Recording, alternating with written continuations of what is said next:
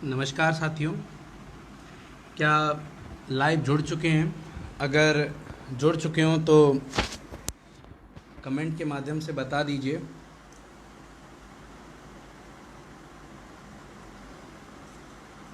कुछ बहुत ही महत्वपूर्ण मुद्दे जिनके ऊपर चर्चा आवश्यक भी है और वर्तमान परिस्थितियों को देखते हुए ऐसा लगता है कि शायद वो एक महत्वपूर्ण प्राथमिकता के विषय हैं और आप तक बातें पहुंचनी चाहिए, बहुत ज़रूरी हैं।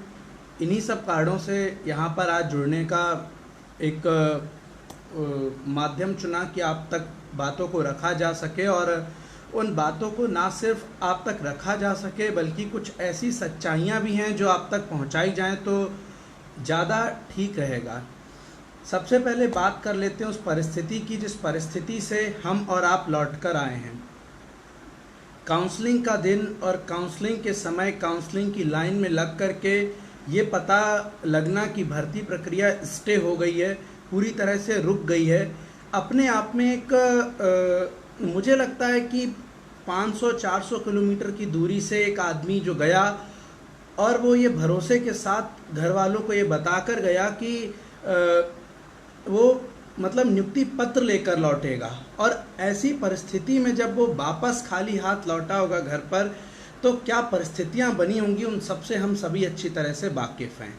और ये जो चीज़ सामने आई कि इस तरह की परिस्थितियां बनी, उसका जिम्मेदार कौन है, क्या कमियां रह गईं और आगे तक क्या दिशा और दशा है, वो सारी कुछ चीज़ें आपके सामने रखने के लिए मैं यहाँ पर आया हूँ।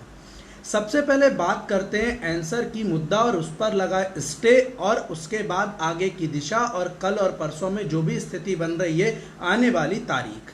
देखिए, सबसे पहले बात आती है आंसर की को लेकर के जो विवाद उत्पन्न हुआ।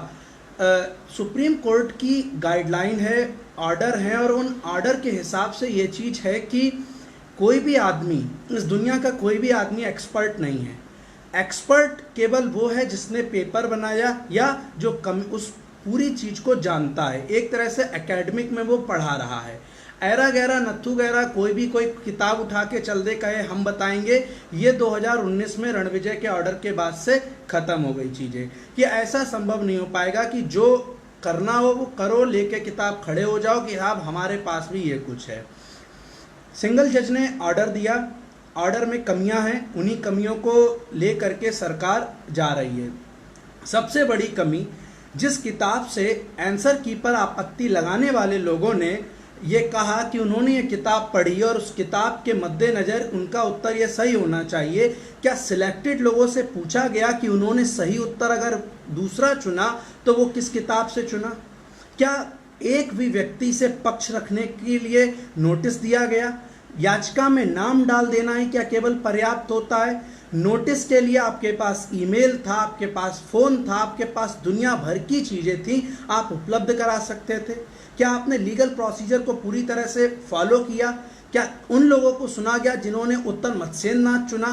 क्या उन लोगों को सुना गया जिन्होंने परिवार उपभोग व्यय उत्तर चुना? क्या उन लोगों को सुना गया जिन्होंने डॉक्टर सच्चिदानंद सिन्हा चुना? उन लोगों की किताबों को देखा गया क्या जिन लोगों ने ये सारे उत्तर चुने? निश्चित तौर पर नहीं। तो ऐसा कमज़ोर ऑर्डर ले करके और प्लान बी की सफलता को कूदने वाले लोगों को मैं यही कहूँगा कि तैयारी बहुत मजबूत करनी चाहिए थी। एक बहुत बड़ा फॉल्ट आपका है, एक अपरिपक्व याचिका लेकर के आप पहुँचे थे और अपरिपक्व याचिका से पूरी चीज़ें आपकी अब आगे कमज़ोर होंगी, ये मैं मानता हूँ। दूसरी ज़रूरी बात यह आती है, एक्सपर्ट कमेटी को बनाने के लिए माननीय न्यायालय ने कहा है। माननीय न्यायालय का अपना एक निर्णय है, लेकिन निर्णय यदि प्रश्न चिन्ह लगाने लायक ना होता, अगर प्रश्न चिन्ह लगाने लायक ना होता तो सरकार डीबी में ना जा रही होती। कई प्रश्न हैं उसमें। सबसे पहली बात, जब सुप्रीम कोर्ट के ऑर्डर के हिसाब से एक्सपर्ट कमेटी सब कुछ है तो एक्सपर्ट कमेटी बना दी गई और उसने एक हल दे दिया। अब एक्सपर्ट का भी एक्सपर्ट आएगा तो उसके लिए कोई नया शब्द ईजाद करना पड़ेगा। तो पिछले वाले कौन थे, क्या वो एक्सपर्ट नहीं बचे? ये भी चीज़ सोचने वाली होगी। दूसरी बड़ी बात, एक्सपर्ट कमेटी अगर सिंगल बेंच ने बनाई और उसमें कुछ अनियमितताएं लगी और उसने 2 महीने में रिपोर्ट दी, उसके बाद फिर डबल बेंच भी बनाए, फिर उसके बनेगा, सुप्रीम कोर्ट भी बनाए, फिर उसके बाद कोई कमी लगे तो एक ऐसा प्रोसेस बन जाएगा कि अंत में ये एक्सपर्ट कमेटी कभी खत्म ही नहीं होगी। और एक्सपर्ट कौन है इसकी कोई परिभाषा नहीं है, कहीं पर अंत तक कहीं पर नहीं है। वो आदमी जिसको एक्सपर्ट चुना गया, क्या वो एक्सपर्ट नहीं था? इस चीज को सोचना और समझना पड़ेगा। केवल ऑर्डर लेकर और प्लान बी की सफलता से कूदने फिरने से नहीं केवल सब कुछ हो जाता। इसलिए मैं यहाँ पर इसी चीज को रखना चाहूंगा कि अभी भी आशाएं बाकी हैं, अभी भी रास्ते बाकी हैं। केवल स्टे हो जाना ही सब कुछ नहीं होता, स्टे में भी लूप होल होते हैं, स्टे में भी कमियां होती हैं। और अगर वो कमियां यहाँ पर सामने हैं तो निश्चित तौर पर उन कमियों के ऊपर काम किया जाएगा। कुछ लोग कह सकते हैं लोकस नहीं बनता है, पिटिशनर का लोकस है। अरे लोकस पिटिशनर का है तो जो टाइम जा रहा है उस टाइम का कोई लोकस नहीं है क्या? क्या न्यायालय में समय की कोई महत्ता नहीं है? केवल और केवल सारा इंपॉर्टेंस आपकी अनर्गल किताबों का है। अब एक वो कोई किताब लेकर के आप घूम रहे हैं, अब ऐसे कक्षा 3 की किताब में लिखा है कि सूरज जो है वो पूरब से उगता है। अब सच्चाई तो ये है, इंटर स्तर के पेपर में ये पढ़ना चाहिए कि भैया पृथ्वी जो है वो ऐसे ऐसे घूम रही है और सूरज रुका है, तो उसकी वजह से वो दिन रात हो रहा है और सूरज उगता हुआ दिख रहा है। लेकिन तुम किताब लेकर के पहुंच जाओ, कहो कि हमने कक्षा 3 की किताब में पढ़ा था कि सूरज पूरब से उगता है, तो हम तो वही लिखेंगे वही कि सूरज पूरब से उगता है। तो उगाओ, खूब अच्छे से उगाओ, इंटर स्तर किताब में जो होगा भैया वह मान्य होगा। इसलिए इस चीज़ों पर बचकाना चीज़ें हैं, बचकाना तथ्य हैं, और उन तथ्यों के ऊपर न्यायालय कुछ ना कुछ सही निर्णय देगा, ऐसी मैं मानता हूँ।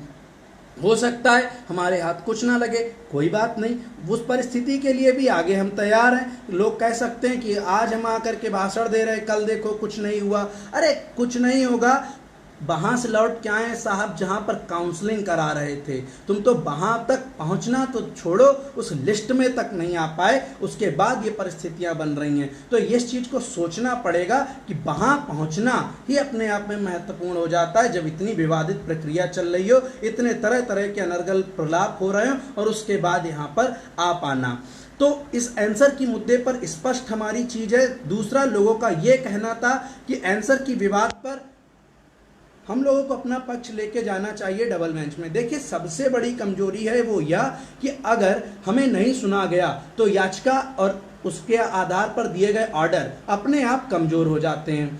हम भाई कोर्ट क्यों जाएं जब तक हमें स्पष्ट करने के लिए नहीं बुलाया जाएगा? स्पष्ट करे बगैर अगर कोई भी ऑर्डर लिखा जाएगा वो कमजोर होता रहेगा, और बाद में जरूरत जब पड़ेगी तो स्पष्ट करने भी जाएंगे, लेकिन स्पष्ट करने से हमारे काम नहीं होगा, वहां किताबें लेकर के खड़े होने से काम नहीं होगा। एक्सपर्ट की जो रिपोर्ट है, पीएनपी की एक्सपर्ट की जो रिपोर्ट है, वो अंतिम और सर्वमान्य सिद्ध करनी होगी। यही एकमात्र रास्ता है वर्तमान परिस्थिति को देखते हुए। इसके अलावा जितने भी अनर्गल प्रलाप हैं वो होते रहेंगे, और उनको सुनने के अलावा और कोई रास्ता मत अपनाइए, बस सुनिए और आगे चलते चले जाइए।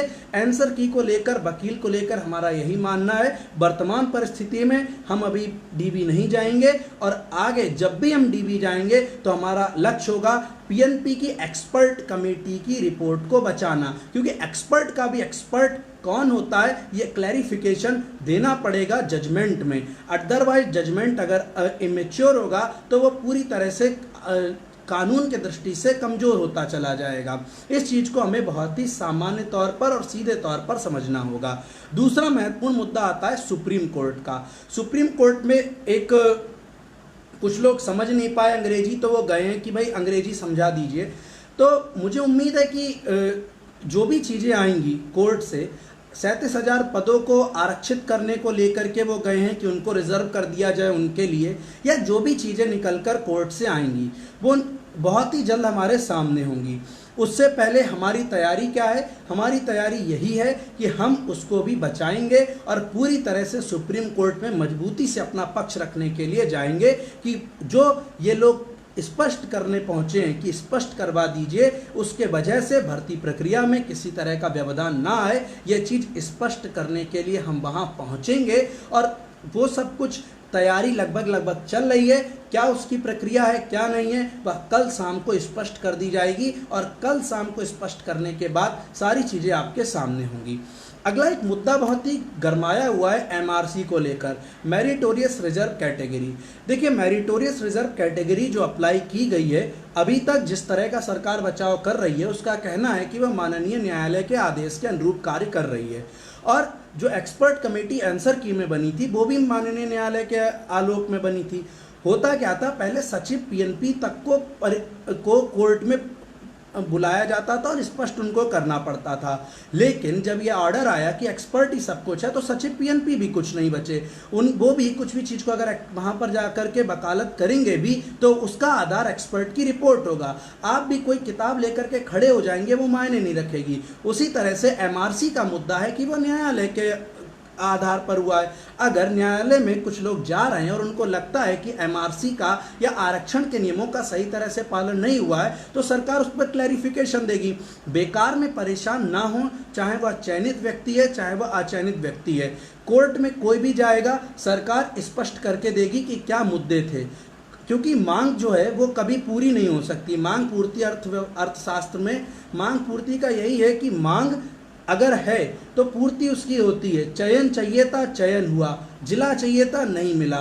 कुछ लोगों को जिला मिला तो पास का स्कूल चाहिए होगा। ये कभी भी कंप्लीट नहीं हो सकती। कुछ लोगों को अपना स्कूल मिलने के बाद आईएएस और आईपीएस की तैयारी करनी होगी, तो वो कभी अंत तक पूरा नहीं हो सकता। ये चीज़ को स्पष्ट रखें। तो कुछ लोग असंतुष्ट होंगे भर्ती के हर चरण पर और वो न्यायालय जाएंगे। न्यायालय जाने पर वहाँ पर स्पष्ट तौर पर सरकार का एक मत होगा, सरकार उस मत को रखेगी और स्पष्ट होगा। यदि वह मत कमज़ोर होगा तो न्यायालय कुछ निर्णय लेगा। इसलिए बाकी चीज़ों के ऊपर चिंता करने की ज़रूरत नहीं है। रही बात एमआरसी मुद्दे को लेकर, चयनितों की लड़ाई है तो चयनितों के लिए एमआरसी के लिए वहाँ पहुँचा जाएगा। सूची रद्द कराने के लिए कुछ लोग उठेंगे, उनके ऊपर भी इस चीज़ के लिए रोक लगाई जाएगी। दूसरी चीज़, कैविएट फाइल कर दी गई है। कैविएट को न्यायालय में डाल दिया गया है ताकि किसी भी तरह से उस चयनित की लिस्ट पर जो भी केस होगा वो हमें पता चलता रहे और जिससे कि उस लड़ाई को और मजबूती से और सकारात्मकता से के साथ लड़ा जा सके। अगला एक मुद्दा आता है कि कुछ लोग चयन सूची के रद्द की बात कर रहे हैं और उनके आधार कई हैं। मतलब एमआरसी एक हो गया जिसमें आवंटन केवल है और उसके अलावा भी हैं। तो मैं मानता हूं कि जब एक बार कैविएट डाल दी गई है तो अलग अलग तरह के इश्यूज उठते रहेंगे। उन इश्यूज का जो भी चीज़ आएगी वो हमारे पास आती रहेगी और उसके बाद उनके ऊपर जो काम करना है वो समय रहते होता रहेगा। तो इसलिए आप लोग बस इतना विश्वास रखिए कि इन चयनितों के साथ जो कुछ भी होगा उसके लिए पहले न्यायालय में स्पष्टीकरण देना होगा और साथ ही साथ न्यायालय अगर कोई ऑर्डर भी पास करेगा तो उसे पहले काफ़ी हिंड्रेंस पैदा होंगे, इसलिए कि क्योंकि अगर ये सूची सही है तो अंतिम समय तक इसमें हम लड़ेंगे और पूरी सख्ती के साथ इसमें लड़ करके चयनितों को उनका हक दिलाने का काम करेंगे। अब बात आती है, एक मुद्दा बहुत ही अभी 2-3 दिनों से उठा है, जब से ये एसटीएफ ने कुछ लोगों को पकड़ा है, हिरासत में लिए गए हैं और उसके अलावा भर्ती को रद्द करने की मांग। देखिए, जो भी विषय है, अगर वह जांच का विषय और उसमें जांच चल रही है, आपकी मांग लाजमी है, आप मांग कर सकते हैं, कोई भी व्यक्ति मांग कर सकता है। मेरा ये मानना है कि जिस विषय पर जांच चल रही है और जांच की जो आख्या होगी, जो विवेचना होगी, वो माननीय न्यायालय तक पहुंचाई जाए या फिर वह सरकार के पास पहुंचाई जाए। न्यायालय भी कुछ ना कुछ फैसला लेगा, सरकार कुछ ना कुछ फैसला लेगी, उसी फैसले के आधार पर चीज़ें होंगी। आपको एक दबाव समूह के तौर पर स्वतंत्रता है, आप काम कर सकते हैं, आप भर्ती को रद्द करने की मांग कर सकते हैं। लेकिन तब एक हास्यास्पद विषय बन जाता है कि भर्ती की परीक्षा रद्द होगी। इस विषय को देखिए, भर्ती के फार्म भरने में कोई धांधली नहीं हुई, वो पूरी तरह से सेफ है। भर्ती का विज्ञापन निकालने में जो भी दिक्कतें थी वो माननीय न्यायालय में चैलेंज है, उसमें किसी ने भी भर्ती रद्द करने की पिटीशन नहीं फाइल की है और जब तक याचिका यह ना हो कि ये कर दिया जाए तब तक अपने आप कोर्ट सब कुछ देने के लिए तैयार नहीं बैठा है। भर्ती परीक्षा में अगर कोई दिक्कत आई है तो उसको लेकर के सरकार निर्णय लेगी। अगर न्यायालय में कोई जाएगा तो परीक्षा को लेकर के दिक्कत आएगी। इसलिए वो लोग जिनका लोकस नहीं है, अगर वो परेशान और उनको लगता है कि भर्ती रद्द होगी, उसके बाद उनके लिए कुछ नया मिलने वाला है यहाँ पर, तो उनको मैं हवाबाजी नहीं, जाकर के 4,000 भर्ती जो दरोगा की निरस्त की थी न्यायालय ने, उसको जाकर के ऑर्डर को पढ़े। परीक्षा रद्द करने की बात आती है, परीक्षा फिर से होनी चाहिए। राजस्थान में वहां पर पटवारी की परीक्षा रद्द की थी न्यायालय ने, परीक्षा फिर से हुई थी, आवेदन का फिर से मौका नहीं मिला था। इस बात को बार बार और 1000 बार देखिए कि ऐसे ऑर्डर हमारे राज्य में, दूसरे राज्यों में और देश के सर्वोच्च न्यायालय से पास हो चुके हैं। तो बेकार की चीज़ों में पढ़ने से अच्छा है कि वह एक मांग उठाई जाए जो वास्तव में मांग हो। ऐसी चीज़ में भिड़ने और लड़ने से कुछ नहीं मिलने जा रहा, जिससे केवल और केवल किसी दूसरे का निवाला आप खींचने की कोशिश करें। मेरा केवल ये सुझाव है, ट्रोल करने वाले पर्याप्त ट्रोल कर सकते हैं, उनको स्वतंत्रता है, लेकिन मैं ये चाहता हूँ कि एक लीगल पॉइंट को भी ध्यान में रखा जाए। इसके अलावा कुछ ऐसे भी लोग हैं जो लगातार इस भर्ती में भड़काने का प्रयास करते हैं। उनका लोकस भर्ती की परीक्षा नहीं होता है, उनका लोकस ना भर्ती के फॉर्म भरने में होता है, उनका लोकस यहाँ तक कि किसी भी बैच से नहीं है, ना 15 बैच से है, ना बीएड के लोगों से और ना ही शिक्षा मित्रों से। वो लोग कौन हैं? वो लोग हैं सुझावदात्री संस्थाएं। इन सुझावदात्री संस्थाओं को मैं एक सुझाव दूंगा, क्योंकि आप तो कई सुझाव दे चुके हैं, आपकी पोल धीरे धीरे खुलना शुरू हो चुकी है। आज ही एक बहुत ही अनारक्षित वर्ग के हितैषी थे, उनकी चीज़ें सामने आई। वो कहते थे कि मैं चाहता हूं कि सीटें खराब ना हो, मैं चाहता हूं कि जो अभ्यर्थी है उसके हित में फैसला। और आज अचानक से ऐसा हुआ कि सर्च करते करते उनका नाम उस चयनितों की सूची में मिल गया, जिससे कि उन्होंने सीट जो है, और मज़े की बात यह है कि पिछली भर्ती में भी उन्हें वही जिला चाहिए था जो इस भर्ती में उन्हें चाहिए था, और पिछली भर्ती में भी उन्हें वही जिला मिला जो इस भर्ती में उन्हें मिला, जो कि उनका अमूमन गृह जनपद तो नहीं कह सकते, लेकिन गृह जनपद के पास का जनपद है जहाँ से उनको नौकरी करनी है, उनके घर से वो पास पड़ता है।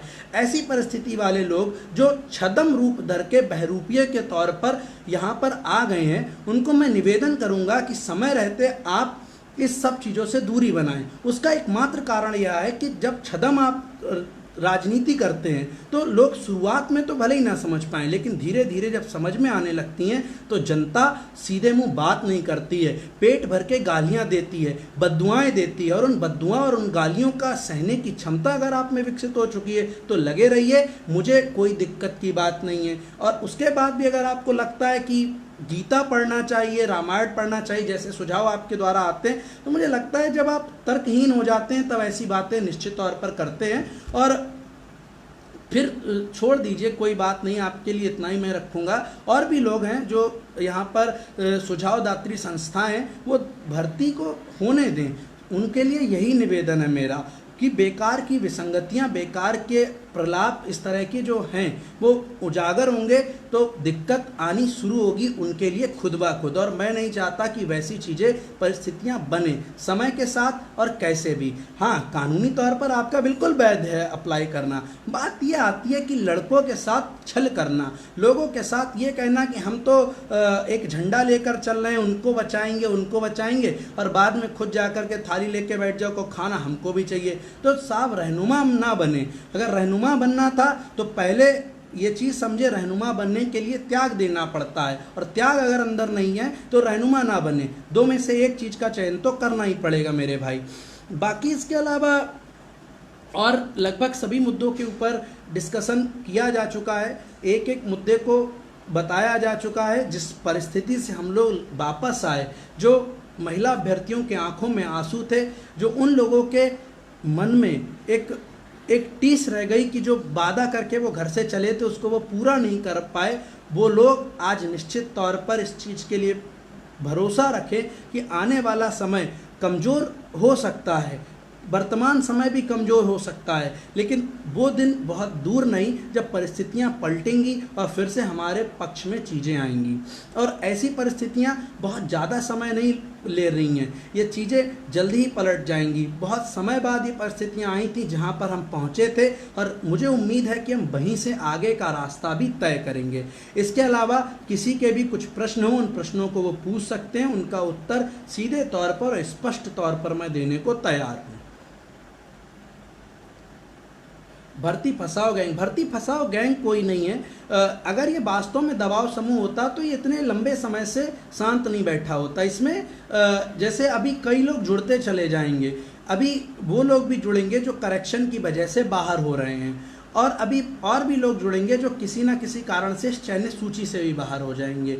तो ये जो एक समूह होता है वो ऐसे विकसित होता है कि वो हर आदमी जो इस पद पर ना आ पाया वो उस समूह का हिस्सा बनता चला जाता है। कुछ लोगों की मांग ठीक हो सकती है, लेकिन सबकी मांग सही हो वह जरूरी नहीं, क्योंकि मैंने कई लोगों को देखा है जो कल तक मुझसे फ़ोन पर बात करते थे और कहते थे भर्ती रद्द ना हो भैया, कुछ भी हो जाए बस भर्ती हो जाए एक बार। आज वो जा कर के वहाँ पर भाषण और मंचन कर रहे हैं कि भर्ती का हम भर्ता बना देंगे, ये कर देंगे। तो वो कमज़ोर लोग होते हैं। किसी भी बैच के बारे में नहीं हम बोलेंगे। देखिए ऐसा है कि हर आदमी बेरोजगारी में परेशान होता है। एक बहुत व्यापक स्तर पर भारत में बेरोजगारी है, मैं भी उसी स्तर में आता हूँ, मैं खुद एक बेरोजगार हूँ। हर वो व्यक्ति जिसके पास रोजगार के साधन नहीं है वह एन केन प्रकारेण उन साधनों को खोजने का प्रयास करता है। फिर वह किसी भी बैच का हो सकता है, किसी भी समूह का हो सकता है, किसी भी जाति का हो सकता है, किसी भी वर्ग का हो सकता है, किसी भी धर्म का हो सकता है, किसी भी रंग का हो सकता है। वो प्रयास करता है कि उसकी बेरोजगारी की जो एक चादर सामने है वो किसी तरह से छटे और वह रोजगार की श्रेणी में जाए। तो मैं किसी के भी प्रयासों को तो टारगेट नहीं करूंगा, ना उसके ऊपर मैं बोलने वाला कुछ होता हूं, लेकिन हाँ मैं ये कहूंगा प्रयास सकारात्मक होते हैं तो सकारात्मक दिशा में बढ़ते हैं, और प्रयास ही जब शून्य हो, नकारात्मक हो, तो या तो वो शून्य पे रुक जाते हैं या नकारात्मक दिशा की ओर ले जाते हैं। मंत्री जी से इस्तीफा, भैया लोकतंत्र है, हर व्यक्ति को अधिकार है वह मंत्री जी से इस्तीफा या मंत्री जी की बढ़ाई कर सकता है। हर व्यक्ति को पूरा अधिकार है, बस ये है कि हर व्यक्ति अपने हित के हिसाब से मांग करता है। इस्तीफे की मांग करने वालों का अपना हित होगा, उनके लिए सपोर्ट में खड़े होने वालों का अपना हित होगा। और इसलिए स्वतंत्रता, देखिए सब आज फ़ोन जब हम मिलाते हैं किसी को तो सबसे पहले घंटी क्या बजती है, एक बढ़िया सी सामने टूं बजती है, फिर उसके बाद आता है हमें बीमारी से लड़ना है, बीमार से नहीं। इसलिए बीमारी बेरोजगारी है, हमें उससे लड़ना है। बीमार अलग अलग तरह का हो सकता है, कैटेगरी कोरोना की अलग अलग स्टेज है, उसी तरह से बेरोजगारी की भी अलग अलग स्टेज है। कुछ लोग चयनितों की सूची में रहकर बेरोजगार हो सकते हैं, कुछ लोग अभी शायद इंटरमीडिएट में हो वह भी बेरोजगार हो सकते हैं। तो इसलिए दिक्कत क्या है कि बीमारी को काटना है, बीमार से नहीं लड़ना है। कोई आदमी मुझसे पर्सनली बैर रखना चाहता है वो पागल है। क्यों पागल है भाई, ये एक बीमारी है, बीमार मैं दूसरी बीमार की श्रेणी में हूँ, वो दूसरी बीमार की श्रेणी में, सिंपल सी बात है।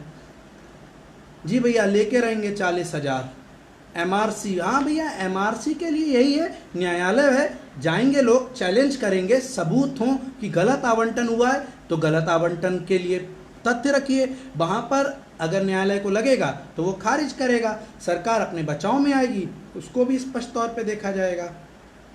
नियुक्ति पत्र लेके रहेंगे, बिल्कुल लेके रहेंगे। जी अंशुमान मिश्रा जी आवाज़ दे रहे हैं, एक है भर्ती रद्द नहीं होनी चाहिए। 17 बैच के बारे में, भैया किसी बैच के बारे में बोलना बंद करिए, यही सही है, क्योंकि बीमार से नहीं लड़ना है। हम भी बीमार हैं, हर आदमी बीमार इस बेरोजगारी का। SC के बारे में, जी हाँ सुप्रीम कोर्ट, यहाँ पे SC का तात्पर्य सुप्रीम कोर्ट, माहौल बड़ा अजीब है। सुप्रीम कोर्ट के बारे में पहले भी स्पष्ट कर चुका हूँ, अभी भी स्पष्ट कर रहा हूँ, पूरी तैयारी है, आगे लड़ेंगे और अपने हक के लिए लड़ेंगे, किसी और के लिए नहीं लड़ने जा रहे हैं। वहाँ डॉक्यूमेंट जमा हो गए हैं, भैया डॉक्यूमेंट जमा हो गए हैं, अगर आपको चाहिए तो जाके ले आइए अपना पर्चा जमा करके, नहीं तो रखे रहने दीजिए, देख लीजिए कुछ दिन, कुछ समय के लिए। डबल बेंच में भैया 8 तारीख के लिए प्रयासरत है सरकार, और जो भी होगा वह स्पष्ट हो जाएगा बहुत जल्द।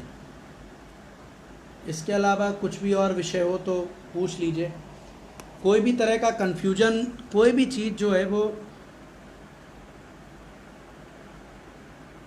DB से स्टे हटेगा या नहीं, भैया DB से स्टे हटेगा या नहीं, अगर ये सरकार को पहले से पता होता तो भर्ती शुरू कर देती वो, कि भाई स्टे तो हटेगा ही हटेगा, लो भर्ती शुरू कर रहे हैं, कह देंगे आप तो हटाने को ही थे, हमने इसलिए शुरू कर दिया। कोई नहीं बता सकता।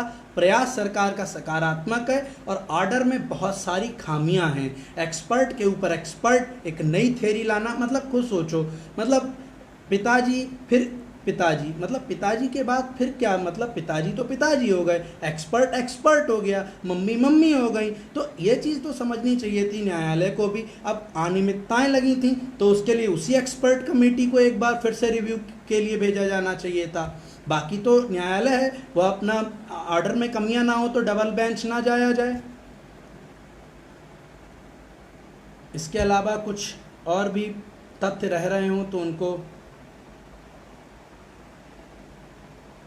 डेट कब है कोर्ट में? भैया डेट 9 तारीख की लगी है, सरकार 8 तारीख को चाह रही है, और अगर सरकार उसमें सफल हो रही है, दोनों पार्टियां तैयार हो रही हैं, तो 8 को सुनवाई हो जाएगी। मुझे कौन सा जिला मिला? भैया मुझे बरेली मिला है वर्तमान चयन सूची के अनुसार, अन्य चीज़ें अभी कुछ नहीं कह सकते। चयन सूची पे जो लोग हैं 6 7 8 6 7, जो एक संख्या है बड़ी सुंदर सी, इसको बचाने की पूरा प्रयास है और अंत तक लड़ेंगे जब तक ये सूची है और चयन नहीं हो जाता इन सब का तब तक।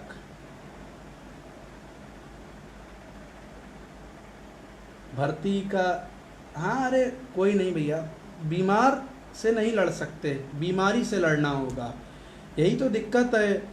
सरकार को भी चाहिए था कि बीमारी से लड़ना था, बीमार से लड़ने लगती है बीच बीच में वो। सरकार बिल्कुल निश्चित तौर पर सरकार अकेले लड़ने पहुंची है, जो तत्परता है वह सरकार की सकारात्मक है, परिषद की तत्परता सकारात्मक है, पीएनपी की तत्परता सकारात्मक है, और आने वाला समय निश्चित तौर पर हमारे लिए कुछ अच्छाई तो जरूर लाएगा। और यदि नहीं भी लाता है, मैं दोनों पक्षों की बात करता हूं, तब भी कोई दिक्कत की बात नहीं है। सूची 67/8/67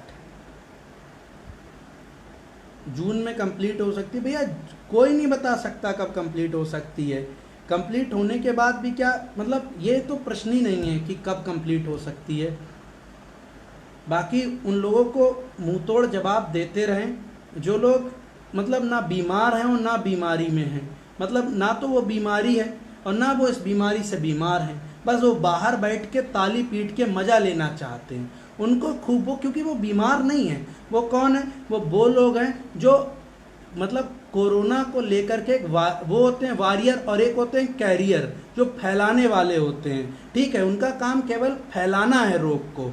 वो एक जगह जाएंगे यहाँ की बात करेंगे, दूसरी जगह जाएंगे वहाँ की बात करेंगे, फिर उन दोनों को उनके बता देंगे तुम्हारा लीगल पॉइंट ये है, तुम्हारा लीगल पॉइंट ये है। अब कहेंगे, उनसे कहेंगे जाओ तुम भी केस करो, इनसे कहेंगे जाओ तुम भी केस करो। फिर जब ये दोनों लोग वहाँ लड़ रहे होंगे तो बैठ के घर पे ताली पीटेंगे, कहेंगे अब देखो अब आया मजा, यही तो हम चाह रहे थे। तो उन लोगों को जवाब देते रहें। हियरिंग स्टैंडिंग कोर्ट में होगी। भैया ये सब चीज़ें क्लियर हो जाएंगी बहुत ही जल्द।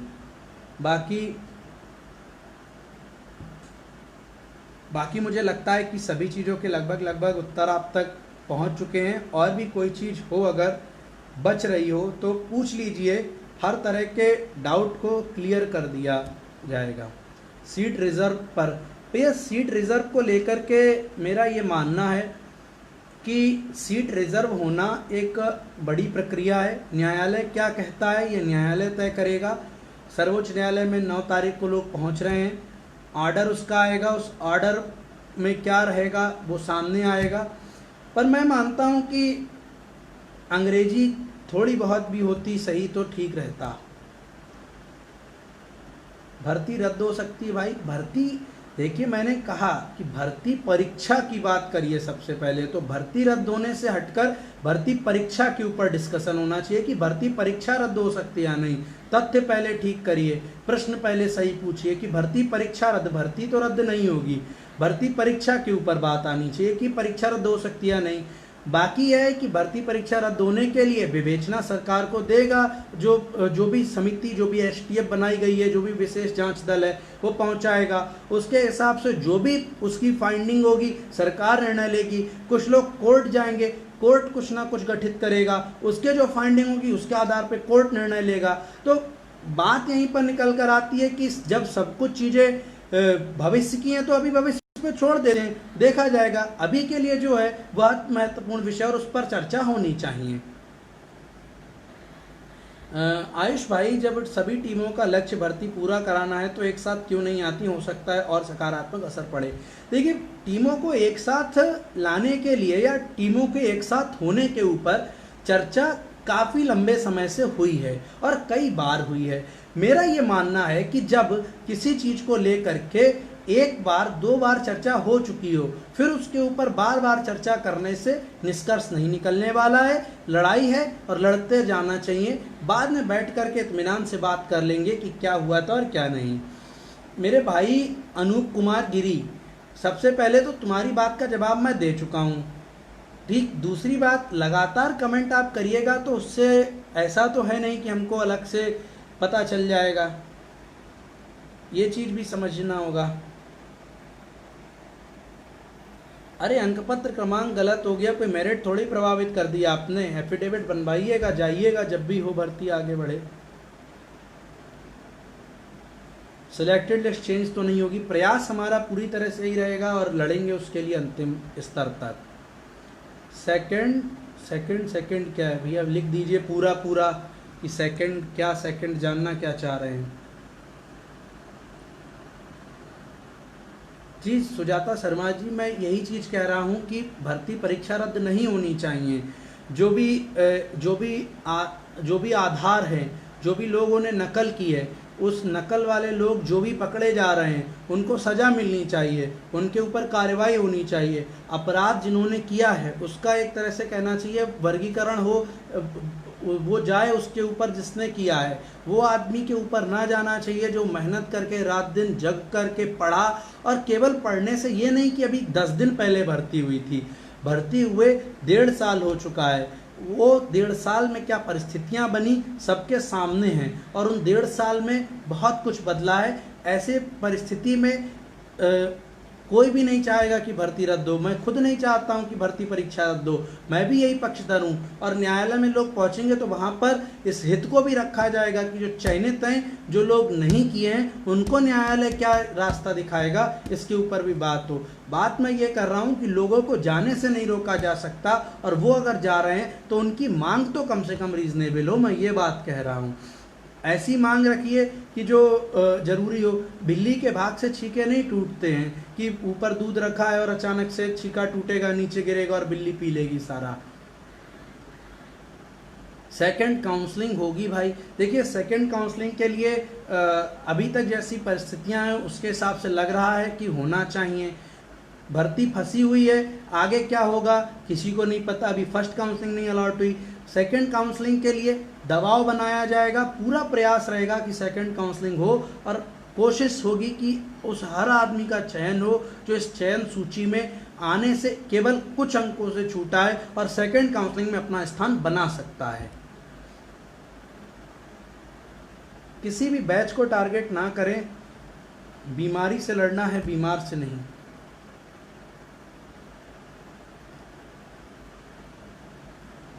अब भैया मुझे लगता है पर्याप्त चीज़ें हो चुकी हैं। यूपी टेट टोटल गलत भरा है, यूपी टेट टोटल गलत भरा है, मेरिट को प्रभावित नहीं कर रहा है, कोई दिक्कत नहीं आएगी, निश्चिंत रहें। मेरा 77 गुणांक के बावजूद मुझे गृह जिला नहीं मिला, जबकि कम गुणांक वाले हर कैटेगरी के लगभग 100 लोगों को ये जिला दिया गया। राहुल भाई, इन्हीं सब चीज़ों को क्लैरिफाई करने के लिए लोग न्यायालय जा रहे हैं। न्यायालय में सरकार को क्लियर करना होगा। अनियमितता होगी तो उसको सरकार को सुधारना होगा, अनियमितता नहीं होगी तो क्लीन चिट कोर्ट से मिल जाएगी। बाकी और भी कोई चीज़? जी विकास भाई धन्यवाद। मुझे लगता है पर्याप्त विषयों पे चर्चा हो चुकी है। पहला विषय, वर्तमान परिस्थितियां सभी के विपरीत हैं। अचानक से जो एक विपदा आई उससे मुझे नहीं लगता कि कोई भी व्यक्ति उभर पाया होगा। अभी तक उभरने वाले वो लोग जरूर उभर गए होंगे जो इस विपदा के लिए पहले से तैयार रहे होंगे, जो नहीं थे वो नहीं उभर पाए होंगे, ये चीज़ स्पष्ट है। दूसरी महत्वपूर्ण बात, आंसर की को लेकर के और आंसर की के ऑर्डर को लेकर के चीज़ें स्पष्ट की जा चुकी हैं कि स्टे कमज़ोर स्टे है, स्टे में खामियां हैं, पक्षों को सुने बगैर दिया गया स्टे है। स्टे के अंदर ऐसे कई चीज़ें हैं जो अभी भी आगे रास्ता खोल रही हैं। और सरकार की अपील को खुद भी अध्ययन किया गया, ऐसा नहीं कि केवल कुछ ही लोगों ने किया, सभी ने अध्ययन किया है और उनके आधार पर ही हम आगे बढ़ रहे हैं कि प्रयास है कि सकारात्मक रिजल्ट आते रहें। सुप्रीम कोर्ट के मुद्दे पर स्पष्ट कर दिया गया है कि तैयारी की जा रही है। कल शाम तक चीज़ें पूरी तरह से स्पष्ट कर दी जाएंगी कि 9 तारीख को कोर्ट में क्या होने वाला है और हमारा क्या पक्ष है उसको लेकर के। एमआरसी को लेकर के और जातिवाद को फैलाने को लेकर के स्पष्ट किया जा चुका है कि भैया जिसे दिक्कत है, न्यायालय खुला हुआ है, न्यायालय में वो जा रहा है, न्यायालय क्लियर करेगा, उसी के आधार पर चीज़ें आगे बढ़ेंगी। चयनितों की सूची को बचाने का काम, उनके लिए लड़ने का काम हम करेंगे और उसके लिए प्रतिबद्धता के साथ हम ही नहीं, अनेकों टीमें हैं, वो अनेक टीमें जो इसमें चयनित हुई हैं वो भी इसमें काम करेंगी और वो इसमें सकारात्मक तौर पर आगे लगातार लड़ेंगी। मैं ऐसी आशा उनसे भी करता हूं और स्वयं के साथ जो जुड़े हुए लोग हैं उनसे भी यही आशा करता हूं। उसके अलावा भर्ती रद्द करने वालों के लिए मैं कहूँगा मांग सही उठाएं, भर्ती परीक्षा रद्द की क्लैरिफाई थोड़ा ले लीजिए, क्लैरिफिकेशन भर्ती परीक्षा को लेकर के प्रश्न उठाइए और प्रश्न उठाइए, क्लैरिफिकेशन सरकार के पास आएगा, एसटीएफ का या जो भी आएगा, आगे जो कुछ होगा वह सबको पता है कि क्या होने वाला है। जांच और विवेचना के विषयों पे तो नहीं बोलूँगा, लेकिन सरकार की मंशा के ऊपर ज़रूर बोलूँगा और वह मंशा उसकी भर्ती को समय से पूरा करने की है और उसके ऊपर वह काम कर रही है।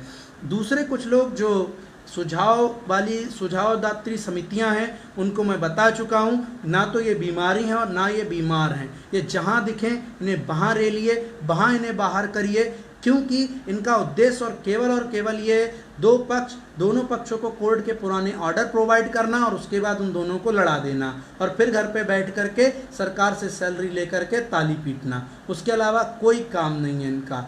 जो लोग नहीं ले रहे हैं सैलरी वो भी लोग भी इसमें शामिल हैं, उनका काम चंदे लेकर के काम करना। तो इस तरह के लोगों का बायकॉट करिए केवल और केवल इसलिए क्योंकि सुझाव सकारात्मक दिशा में अगर दिए जा रहे हैं एक पक्षीय होकर के तो मुझे समझ में आते हैं वो सुझाव, और वो सुझावों का आमंत्रित है और वो स्वागत किया गया है, आज नहीं पहले से किया जा रहा है उन सुझावों का। लेकिन जहां दोनों तरफ आप दिख रहे हैं, आप उधर वाले लोगों को भी बताते हैं ऐसा करिए और इधर वालों को भी बताते हैं, आप सबके हितैषी तो नहीं हो सकते, फिर आप केवल और केवल परीक्षा को और प्रक्रिया को रोकने वाले हैं, उसके अलावा कुछ नहीं। इस बात को मैं 100 बार कहूँगा, 1000 बार कहूँगा। बाकी कुछ लोगों ने पिछले दिनों में पर्सनल भी टारगेट किया, कहा हमसे कि जाने कहाँ क्या हो जाए, थोड़ा संभल के रहे। मैं कहूँगा आप बड़े हैं हमसे उम्र में और हर चीज़ में, अपने अनुभव का ही प्रयोग करिए और बाकी सारी चीज़ें समय के साथ स्पष्ट होती रहेंगी। और भी कोई चीज़ हो, प्रश्न हो तो पूछ लीजिए। बाकी समय कमज़ोर ज़रूर है लेकिन वह इतना भी कमज़ोर नहीं है कि कोई भी सामने वाला कुछ भी कर लेगा, कुछ भी कर लेगा। इतना भी कमज़ोर ना हम हुए हैं और ना हमारा समय हुआ है। इस बात को हर उस आदमी को समझना होगा जो विरुद्ध कार्य कर रहा है, इस पूरी प्रक्रिया के विरुद्ध कार्य कर रहा है, सरकार की प्रक्रिया के विरुद्ध कार्य कर रहा है, भर्ती पूरी कराने वाले लोगों के विरुद्ध कार्य कर रहा है, भर्ती परीक्षा के, कि इतना आसान नहीं है। समय कमज़ोर ज़रूर है हमारा, हम कमज़ोर थोड़ा ज़रूर हुए लेकिन इतना भी नहीं कि सामने वाला हमको रौंदता हुआ चला जाए और जो मन में आए वो कह ले, वो चीज़ों को कर दे। खामियां हैं, उन खामियों को उजागर करिए, पर्सनली किसी से बैर ना लीजिए, क्योंकि हम सबको बेरोजगारी नामक बीमारी से लड़ना है, अलग अलग तरह पे अलग अलग स्तर पे उसके बीमारों से नहीं। इस बात को सभी को समझना चाहिए, निवेदन है मेरा। चलिए धन्यवाद। आने वाला समय सकारात्मक होगा ऐसी मुझे उम्मीद है और एक मतलब टेंशन तो हर एक के दिमाग में रहेगी लेकिन कोई ना कोई रास्ता निकलेगा। हर ऑर्डर में खामियां होती हैं ऐसा मैं मानता हूँ, नहीं होगी तो सामने होगा, होगी तो हमारे पक्ष में फैसला होगा। धन्यवाद।